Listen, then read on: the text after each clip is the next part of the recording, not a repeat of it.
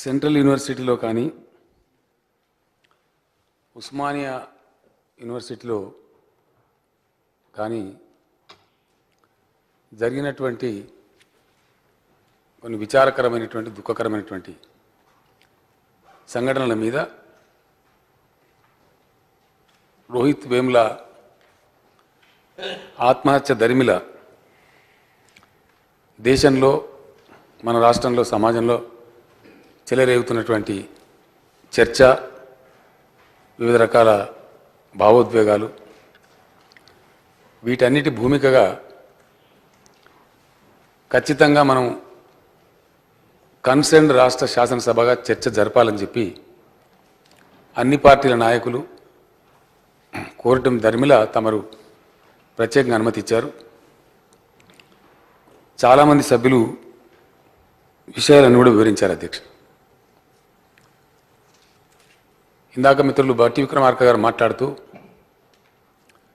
వివక్ష ఎంత భయంకరంగా ఉంటుందో, ఎంత భయంకరంగా మనుషులను దహించి వేస్తుంది అనేది అది గురైన వాళ్ళకు మాత్రమే అర్థమైందని చెప్పారు. అధ్యక్ష, 100% నేను వాటి మాటను సమర్థిస్తా ఉన్నా. అధ్యక్ష, ఆ విషయానికి సంబంధించి నాకు కూడా కొన్ని ప్రత్యేకమైనటువంటి అనుభూతుల్ని డెఫినెట్గా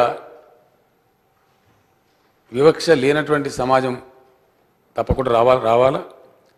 దానికోసం సమాజంలో ఉన్న మేధావులు అందరూ కూడా ముక్తకంఠంతో పనిచేయాల్సినటువంటి అవసరం అయితే ఉంది. అధ్యక్ష, అది నిర్ద్వంద్వంగా బట్టి విక్రమార్క గారు చెప్పిన దాన్ని నేను బలపరుస్తూ ఉన్నా. తప్పకుండా ఆ రోజు రావాలని చెప్పి ప్రగతి కాముకులైనటువంటి ప్రతి కార్యకర్త, ప్రతి నాయకుడు, ప్రతి సంస్థ చేయాల్సినటువంటి ప్రథమ కర్తవ్యంగా కూడా నేను భావిస్తా ఉన్నా. అధ్యక్ష, విక్రమార్క గారు చెప్పారు రోహిత్ వేముల చనిపోతే మన ముఖ్యమంత్రి గారు వెళ్ళలేదు. నేను వెళ్ళలేదు అధ్యక్ష, ఇట్స్ ఎ ఫ్యాక్ట్. ఎందుకంటే బాధపడ్డం, ఆ వార్త మమ్మల్ని అందరినీ కూడా కలిసివేసింది. విషయాలు తెలుసుకున్నాం. అక్కడ ఉండేటువంటి స్థానిక ఎంపీ గారు విశ్వేశ్వరరెడ్డి గారిని నేనే పంపించిన. అధ్యక్ష, మీరు వెళ్ళిరండి, వాకప్ చేయండి, ఆ యూనివర్సిటీ మన పరిధిలో లేదు, అసలు ఏం జరిగింది, అక్కడ సంబంధాలు ఉన్నటువంటి కొంతమంది పూర్వ తెలంగాణ ఉద్యమంలో ఉన్న విద్యార్థులను నేను పిలిపించుకొని కూడా మాట్లాడిన. అధ్యక్ష, ఆ అబ్బాయి చనిపోయిన వేముల రోహిత్ చాలా బ్రైట్ స్టూడెంట్ అని, కాంపిటేటివ్ ఎగ్జామ్ రాస్తే ఏ ఐఏఎస్ ఆఫీసర్, ఐపీఎస్ ఆఫీసర్ అయ్యేంత శక్తి కలిగినటువంటి వాడని చెప్పినప్పుడు చాలా బాధపడ్డాం, చాలా విచారం కూడా పడ్డాం. అధ్యక్ష, ఇవి మంచి సంఘటనలు కావు. రాష్ట్రానికి కానీ, రాష్ట్ర భవిష్యత్తుకు కానీ, దేశ భవిష్యత్తుకు కానీ డెఫినెట్గా మంచి సంకేతాలు కావు, మంచి విషయాలు కావు. అప్పటికే అక్కడ కాంగ్రెస్ ఉపాధ్యక్షులు రాహుల్ గాంధీ గారు వచ్చిపోవటం, ఢిల్లీ ముఖ్యమంత్రి గారు రావటం, రకరకాల రాజకీయ పార్టీల నాయకులు పోవటం, ఒక రకమైన వాతావరణం నెలకొన్న పరిస్థితులలో కాంట్ బట్ సిచ్యువేషన్లు, నేను వెళ్తే బాగుంటుందా, వెళ్ళకపోతే బాగుంటుందా, ఏం చేయాలి అనేటువంటి ఒక మీమాంసలో మౌనంగా నేను ఉండిపోయింది తప్ప బాధ లేక కాదు. అధ్యక్ష, ఆ వచ్చినటువంటి సిచ్యువేషన్లో ఇది జరగవలసి లేకుండే, ఇటువంటి సంఘటన జరగవలసింది కాదు అనే బాధను అందరూ పంచుకున్నారు. అధ్యక్ష, అందరికంటే ఎక్కువ నేను కూడా పంచుకున్నాను. ఒక బాధ్యతలో ఉన్న వ్యక్తిగా డెఫినెట్గా ఏ ముఖ్యమంత్రి అయినా ఇట్లాంటి జరగాలని ఎవరు కోరుకోరు. అధ్యక్ష, ఆ ధర్మిలో అనేక చర్చలు కూడా చేసినాం.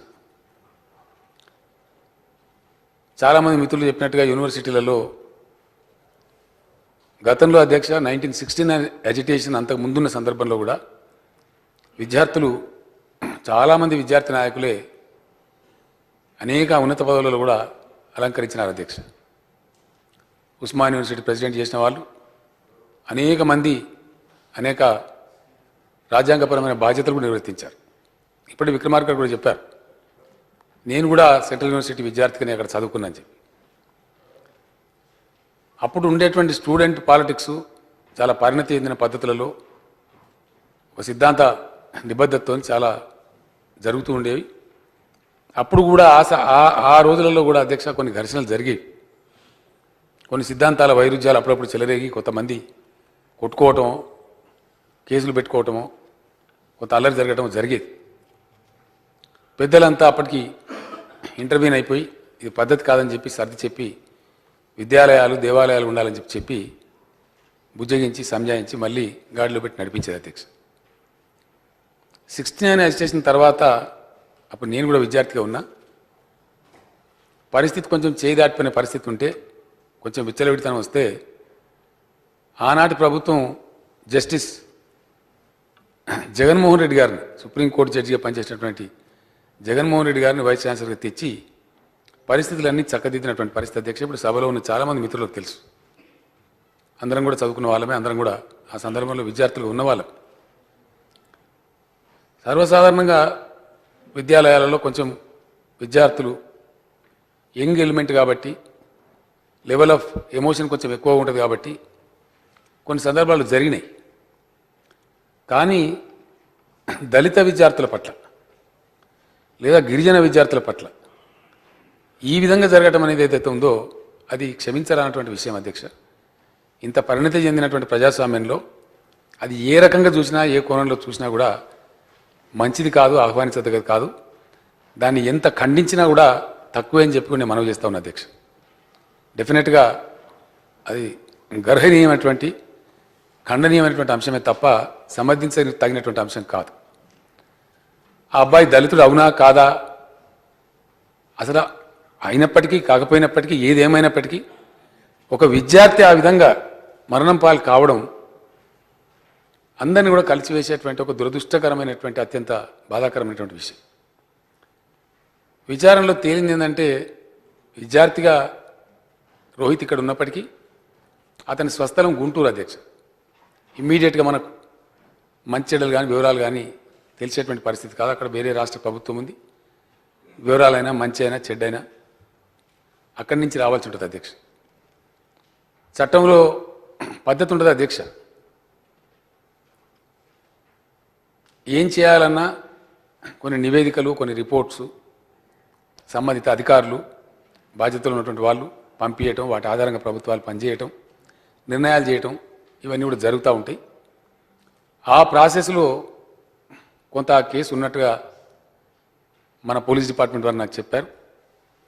తప్పకుండా 100% సభకు నేను ఇచ్చే హామీ ఒకటే అధ్యక్ష, ఇటువంటి సంఘటన పునరావృతం కాకుండా చాలామంది మిత్రులు చెప్పారు. భట్ విక్రమార్క గారితో పాటు సున్నం రాజయ్య గారు చెప్పారు, రవీంద్ర కుమార్ గారు చెప్పారు, అసదుద్దీన్ మన అక్బరుద్దీన్ ఓవైసీ గారు చెప్పారు, లక్ష్మణ్ గారు చెప్పారు, అందరు కూడా చెప్పారు, బాలరాజు గారు చెప్పారు, సంపత్ గారు మాట్లాడిన వారు కూడా చెప్పారు. ఇవి జరగకుండా ఉండేందుకు మనందరం కలిసి ఏమి చేయవలసి వస్తే అది చేయడానికి, అందుకు లీడ్ తీసుకోవడానికి రాష్ట్ర ప్రభుత్వం సిద్ధంగా ఉంటుంది, సిన్సియర్గా ఉంటుందని మాత్రం నేను తమ ద్వారా గౌరవ సభ్యులకు తెలియజేస్తా ఉన్న అధ్యక్ష. విక్రమార్క గారు చాలా చక్కగా చెప్పారు. తెలంగాణ ప్రజలు ఒక వివక్షకు గురవుతుందనే అంత పెద్ద పోరాటానికి దిగినారు. మరి వివక్షకు వ్యతిరేకంగా పోరాడి వచ్చిన రాష్ట్రంలో వివక్ష కొనసాగడం సరికాదన్నారు. 100% కరెక్ట్. అది మంచి సూచన వారు చేసినారు. ఆ దిశగా డెఫినెట్గా భగవంతుడు మాకు ఇచ్చిన శక్తియుక్తులన్నీ కూడా వినియోగిస్తామని, ఇటువంటి దురదృష్టకర సంఘటనలు పునరావృతం కాకుండా తగిన చర్యలు కూడా తీసుకుంటామని చెప్పి నేను మనవి చేస్తా ఉన్నా అధ్యక్ష. చర్చ సందర్భంగా ఒకటి రెండు విషయాలు చెప్పారు. అది మన సభకు గౌరవం కాదేమో, సభ్యులు కూడా ఆలోచించాలి, తమరు కూడా స్పీకర్గా నిర్ణయం చేయాలి అధ్యక్ష. కేంద్ర ప్రభుత్వం మీద డైరెక్ట్గా మనం రెఫరెన్సెస్ తీసుకోవడం లేదా అలిగేషన్స్ పెట్టడం అనేది అది కొంచెం రాజ్యాంగపరంగా ఇబ్బందికరంగా ఉంటుంది. ఆ ఒక్కటి తొలగించి మిగతా చర్చ వాటిని మనం అందరం సమర్థించినట్టు కాకుండా అదొక ఇతర సాంప్రదాయాన్ని నెలకొల్పడం కాకుండా మన యొక్క సభ ఉందతనాన్ని దృష్టిలో పెట్టుకుని నేను చెప్తా ఉన్నా అధ్యక్ష. అటువంటి కామెంట్స్ ఒకటి తీసేసి మిగిలిందంతా కూడా తప్పకుండా మనం చేయవలసిందే, ముందుకు సాగవలసిందే. యూనివర్సిటీ వైస్ ఛాన్సలర్ల యొక్క అపాయింట్మెంట్ విషయంలో కూడా నేను తాత్సారం చేసింది ఇదే కారణం అధ్యక్ష. ఈరోజు జరిగినటువంటి పరిణామ క్రమంలో గతంలో అపాయింట్ కాబడే కొంతమంది వైస్ ఛాన్సలర్లు రకరకాలుగా ప్రవర్తించడం, ఉద్యోగులు ఎటువంటి అపాయింట్ చేయటం, అది ఒక పర్సన్ సెంట్రిక్గా కాకుండా ఇన్స్టిట్యూషన్ సెంట్రిక్గా ఇన్స్టిట్యూషన్గా పనిచేసేటువంటి పరిస్థితి రావాల్సినటువంటి అవసరం ఉంటుంది అధ్యక్ష. సెర్చ్ కమిటీలు వేసినాం, వాటి యొక్క రిపోర్ట్స్ కూడా వస్తూ ఉన్నాయి. వీలైనంత షార్టెస్ట్ పాసిబుల్ టైంలో మన రాష్ట్ర యూనివర్సిటీ వీసీ పోస్టులను కూడా భర్తీ చేసుకొని చక్కగా ఆ విద్యాలయాలు జరిగేటట్టు, వాటికి కొంత రకరకాల విధానాలు గతంలో ఆంధ్రప్రదేశ్ ప్రభుత్వాలు అవలంబించడం వల్ల గ్రాంట్స్ తగ్గిపోవడం, నిధులు సరైన లేకపోవటం, వాళ్ళు పెన్షన్లు ఇవ్వలేని పరిస్థితిలో ఉండటం కొన్ని జరిగినాయి అధ్యక్ష. అందుకే మొన్న ఇక్కడ చాలామంది కోరినప్పుడు, మిత్రులు లక్ష్మణ్ గారు కూడా ఎంపాటికల్కి కోరినప్పుడు ఒక హాఫ్ డే దయచేసి విద్యా విధానం మీద చర్చ పెడదామని చెప్పి నేను కోరినాను. బహుశా ఈరోజు స్పీకర్ గారు లేరు కాబట్టి రేపు ప్రతిపక్ష నాయకులతో మాట్లాడి బీఎస్సీ కూడా పెట్టుకొని 29th మనకు అప్రాపరేషన్ ఉన్న 30th 31st 2 రోజులు పెట్టుకుంటే 30th 2 విషయాలని అధ్యక్ష కరువు మీద కూడా చర్చించాల్సిన అవసరం ఉంది. అదేవిధంగా విద్య మీద కూడా ఒక హాఫ్ డే మనం చర్చించాలనుకున్నాం. 31st నాడు తమరు అంగీకరిస్తే రేపు సభ్యులందరూ ఒప్పుకుంటే ఇరిగేషన్ మీద కూడా మనం పెట్టుకొని ముందుకు పోయేటువంటి ఆస్కారం ఉంటుంది. ఆ విషయం మనం రేపు బీఎస్సీలో చర్చించుకునే అవకాశం కూడా ఉంటుంది. ఆ సందర్భంగా ఈ విషయాలు కూడా సభ్యులు ఇంకా ఎక్కువ సూచనలు కూడా చేస్తే ఈ వివక్షపూరితమైనటువంటి విధానాలు, కొన్ని రకాల సిద్ధాంతాలను విద్యార్థులకు రుద్ది వాళ్ళు ఏదో ఒక రకంగా ఉద్రేకపడి నిత్యం ఘర్షణ వాతావరణం అక్కడ లేకుండా ఉండడానికి చేపట్టవలసిన చర్యలు, మనందరం కూడా పూనుకోవాల్సినటువంటి, మనందరం చేయాల్సిన ఆలోచనలు, ఆ సందర్భంగా సాకల్యంగా మనం చర్చించుకుందామని చెప్పి మనవి చేస్తా ఉన్నా అధ్యక్ష. ఒక విషయం ప్రతి సభ్యుడు కూడా చెప్పారు. గౌరవనీయులు అక్బరుద్దీన్ ఓవైసీ గారు చెప్పారు, కాంగ్రెస్ పెద్దలు చెప్పారు, ఇందాక బట్టి విక్రమార్క కూడా అన్నారు, సున్నం రాజయ్య గారు, రవీంద్ర కుమార్ గారు, పాయం వెంకటేశ్వర గారు అందరూ కూడా చెప్పినారు. సెంట్రలైజ్డ్గా మనకు ఈ డిస్కషన్లో తేలుతున్న అంశం 2 విషయాలు జరిగినాయి అధ్యక్ష, ఇక్కడ నేను చెప్పక తప్పదు. ఒకటి, మొన్న ఢిల్లీకి సంబంధించినటువంటి జవహర్లాల్ నెహ్రూ యూనివర్సిటీ విద్యార్థి నాయకుడు ఇక్కడికి రావడం జరిగింది అధ్యక్ష. జేఎన్యూ విద్యార్థులు కూడా రోహిత్ వేముల ఆత్మహత్య సందర్భంగా అక్కడ వాళ్ళు కొంత నిరసన గలం వినిపించి, వారి తల్లిగారు ఇక్కడ ఉన్నారు కాబట్టి వారికి సంఘీభావం తెలపాలనే ఉద్దేశంతో ఆ అబ్బాయి ఇక్కడ రావడం జరిగింది. చాలామందికి భిన్నాభిప్రాయాలు ఉండే, నన్ను కూడా కొంతమందిని ఒత్తిడి గురి చేసే ప్రయత్నం చేసినారు. నేను చెప్పినాను, ఎట్టి పరిస్థితులలో మేము అబ్బాయిని అరెస్ట్ చేయకూడదు.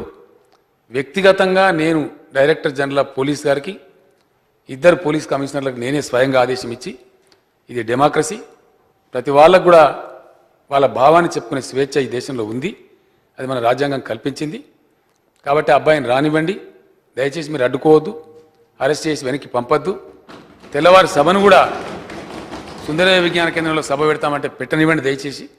ఎవరైనా సరే వారి వాయిస్ ఈ దేశంలో చెప్పుకోవాలి, అవకాశం ఉండాలని చెప్పి నేనే ఇంటర్వ్యూని అయి చెప్పి ఆ పరిస్థితిని క్రియేట్ చేయడం జరిగింది అధ్యక్ష. అక్కడ ఒక విచిత్రమైన పరిస్థితి ఏంటంటే అధ్యక్ష, పోలీసులు కాకి డ్రెస్ వేసుకుంటారు. విచిత్రంగా ఆ సెంట్రల్ యూనివర్సిటీ సెక్యూరిటీ వాళ్ళు కూడా కాకి డ్రెస్లో వేసుకుంటారు అధ్యక్ష. పోలీసు డీసీపీ అనుమతించారు, లోపలికి వెళ్ళండి, మీరు కొంతమందికి లిమిటెడ్ పర్సన్స్కి ఇస్తాం, మరి మాప్ పరిగా వెళ్ళకండి, నిన్ననే అక్కడ కొంచెం గొడవ జరిగిందని చెప్పి మీరు సభ జరుపుకొని మాకు అభ్యంతరం లేదని చెప్పి సైబరాబాద్ కమిషనర్ గారు చెప్పారు. వారికి అనుమతి కూడా ఇచ్చారు. వారు గేటు ముందు కూడా వచ్చారు అధ్యక్ష. వచ్చిన తదనంతరం ఆ వీసీ గారు ఉత్తర్వు జారీ చేయటం, no outsider will be allowed, బయట వ్యక్తులను ఎవరిని మేము అనుమతించం యూనివర్సిటీ క్యాంపస్లో కానీ వారు చెప్పడం, ఆ సెక్యూరిటీ సిబ్బంది అడ్డుకోవడం, ఆ ధర్మిలో ఆ అబ్బాయి లోపలికి పోలేకపోయినాడు. కానీ నెక్స్ట్ డే వేరే చోట సభ పెట్టుకున్నారు, జరిగింది. అందులో వచ్చిన సంఘటన జరిగినప్పటికీ, ఒక దుర్ఘటన జరిగినప్పటికీ ప్రశాంతంగా సభ జరిపి పోలీసు వ్యవస్థ మొత్తం వాళ్ళకి సహకరించి వాళ్ళని శాంతియుతంగా వారి కార్యక్రమాన్ని కొనసాగించేటువంటి అవకాశాన్ని రాష్ట్ర ప్రభుత్వం కల్పించింది అధ్యక్ష. ఆ పరిస్థితి ఉండాలి. ఎవరైనా సరే వారి వాయిస్ చెప్పుకునే పరిస్థితి, వారి భావం వ్యక్తీకరించుకునే పరిస్థితి డెఫినెట్గా ఉండాలి. అప్పుడే అది ప్రజాస్వామ్యం అనిపించుకుంటుంది. దానికోసం మేము ప్రయత్నం చేసినాం. ఇంకా 2-3 విషయాల గురించి ఇక్కడ జరిగిన చర్చ అధ్యక్ష, నేను పక్క రూమ్లో ఉండి కూడా అధికారులతో మాట్లాడి వినడం జరిగింది. సభ్యులు మాట్లాడిన అభిప్రాయాలు కూడా విన్నాను నేను. ఆ యూనివర్సిటీ వీసీ అప్పారావు గారిని మళ్ళీ ఇమీడియట్గా తీసుకురావడం మూలనే మళ్ళీ అక్కడ గొడవ జరిగింది అనేటువంటి మాట వచ్చింది. అతన్ని రీకాల్ చేయాల్సిన సెంట్రల్ గవర్నమెంట్ అనే మాట కూడా సభ్యులు చాలామంది చెప్పినారు. 2వ పాయింట్ కింద యూనివర్సిటీలో విద్యార్థుల్ని కొట్టారు భయంకరంగా. వారిని నిర్దాక్షిణ్యంగా కొట్టారని చెప్పారు. ఒకవేళ పోలీస్ ఎక్సెస్ ఎక్కడైనా ఉంటే గనక ఐఎమ్ అష్యూరింగ్ ది హౌస్ 100% ఉన్నత స్థాయి అధికారితో నిష్పాక్షిక విచారణ చేయిస్తానని కూడా నేను ఈ సందర్భంగా హామీ ఇస్తా ఉన్నాను. ఎందుకంటే విక్రమార్క గారు చెప్పిన దానిలో ఒక మంచి పాయింట్ ఉంది అధ్యక్ష.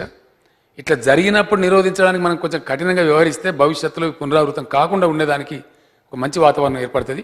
ఇవి అలో చేయరు ఈ రాష్ట్రంలో అన్నటువంటి వాతావరణం పోతేనే మనకు రాష్ట్రానికి కానీ మన సభకు కానీ అలా మనం చేసిన చర్చకు కానీ ఒక అర్థం అనేది వస్తుంది.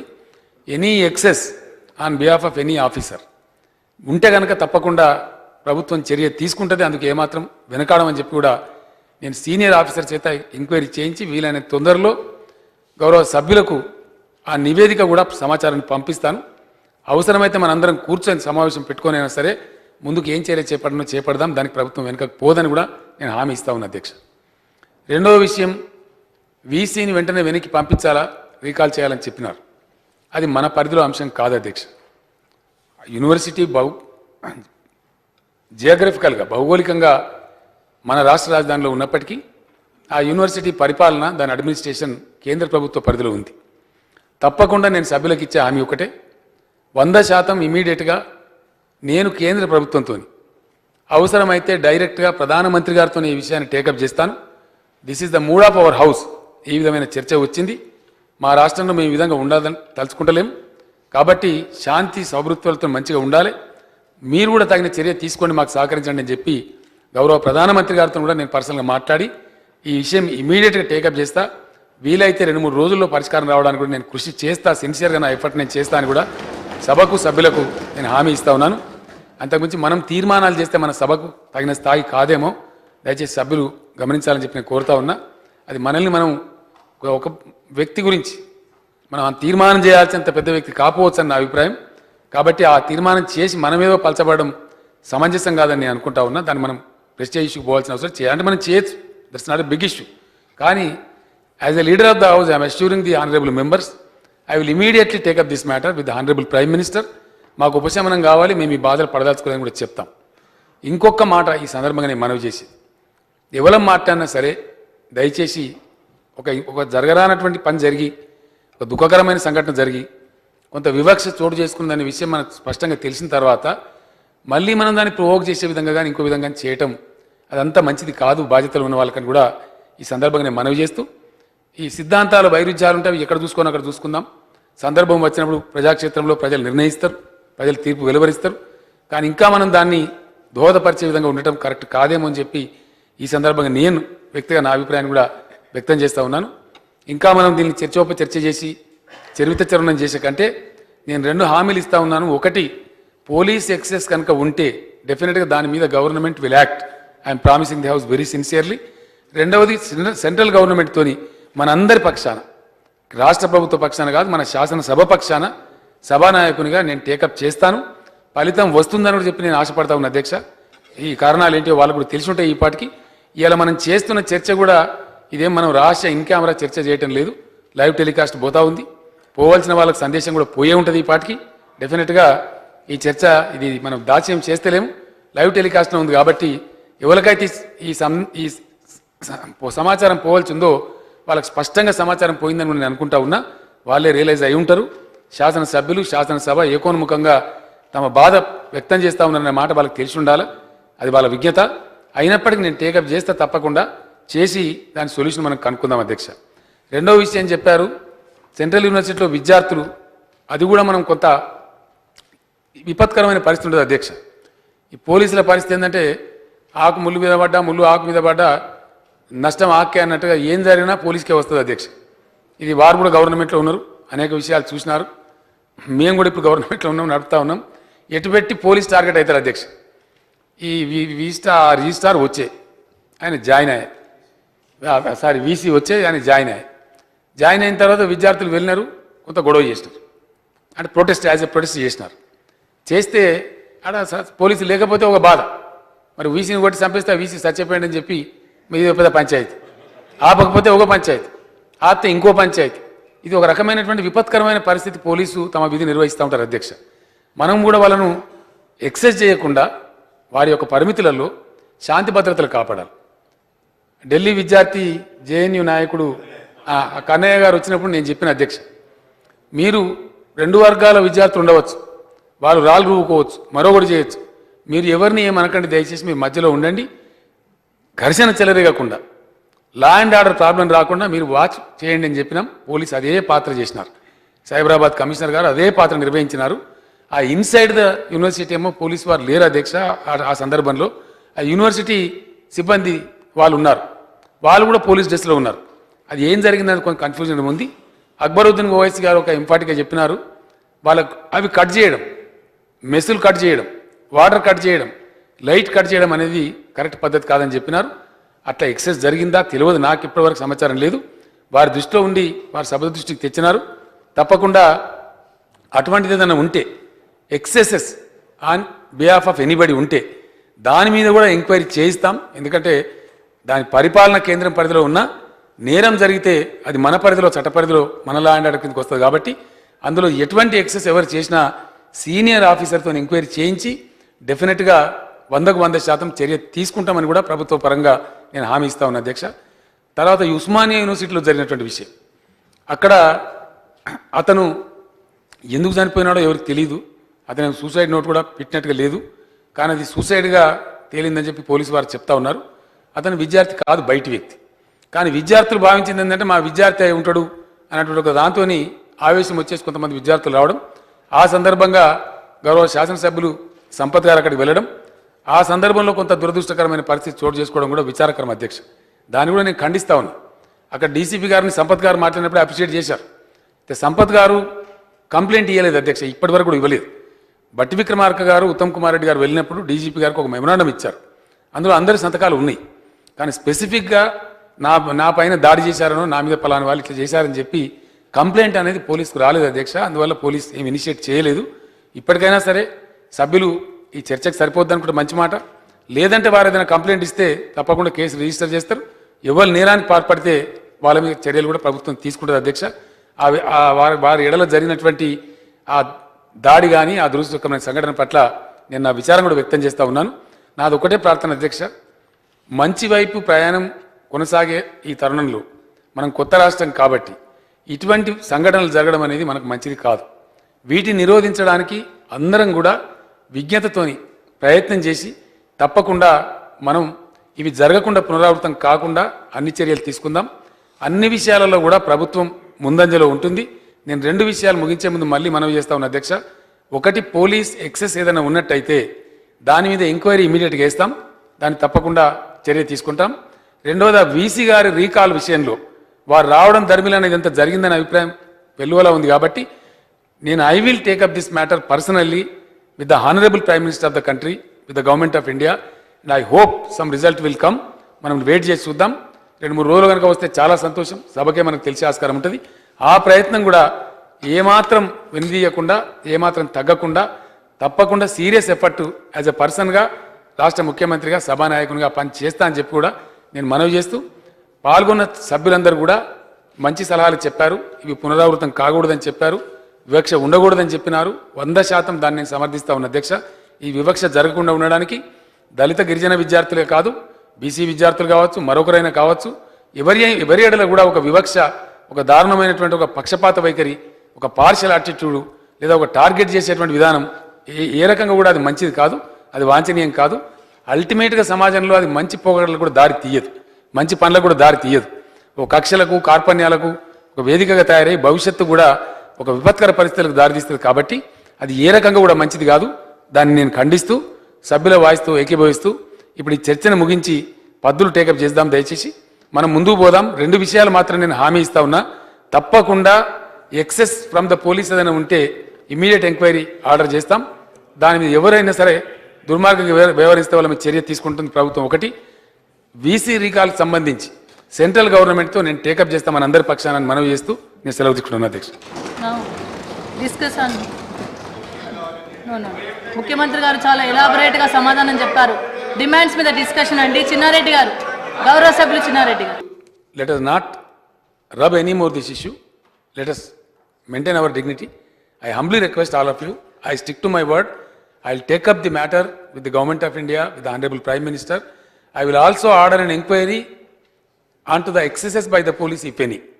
I assure.